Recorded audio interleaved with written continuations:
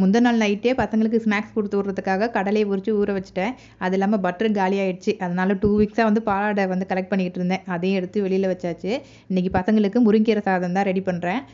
வாரத்தில் ஒரு நாளாச்சும் பசங்களுக்கு கண்டிப்பாக கீரை சாதம் கொடுத்துருவேன். ஏன்னா வந்து ஸ்கூல் போகிறதுனால கீரை சாதம் சாப்பிட மாட்டுறாங்க. அது இல்லாமல் சாட்டர்டேவும் ஸ்கூல் இருக்குது, சண்டே நான்வெஜ், இப்படியே ஏதாவது ஒரு காரணத்தினாலேயே கீரை கொடுக்க முடியாமல் போகுது.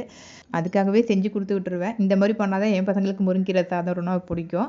அரிசியும் பருப்பும் நல்லா ஊற வச்சுட்டு மஞ்சத்தூள் போட்டு நல்லா குழைய வேக வச்சிடணும். அதுக்கப்புறம் கடுகு, உளுத்தம் பருப்பு, வெங்காயம், தக்காளிலாம் நல்லா வதக்குனதும் அதில் கீரையை போட்டு வேக வச்ச சாதத்தில் கலந்து ஒரு 2 நிமிஷம் குக் பண்ணிங்க அப்படின்னா வந்து சூப்பராக முருங்கீரை பருப்பு சாதம் ரெடி ஆகிடும். பசங்க ஸ்கூல் கிளம்புனது தான் பட்டர் ரெடி பண்ணிகிட்டு இருந்தேன். ஒரு மிக்சியில் பாலாடையெல்லாம் சேர்த்துட்டு அதுக்கப்புறம் ஐஸ் க்யூப்பு, ஐஸ் வாட்டர் போட்டு நல்லா பிளெண்ட் பண்ணோம்னா தானாகவே பட்டர் மேலே வந்துடும். அதுக்கப்புறம் அதை கலெக்ட் பண்ணி ஐஸ் வாட்டரில் போட்டுட்டு அது நல்லா புழிஞ்சு ஒரு ஏர்டாக் பாக்ஸில் போட்டு வச்சிட்டிங்க அப்படின்னா வந்து சூப்பராக ஹோம்மேட் பட்டர் ரெடி ஆகிடும்.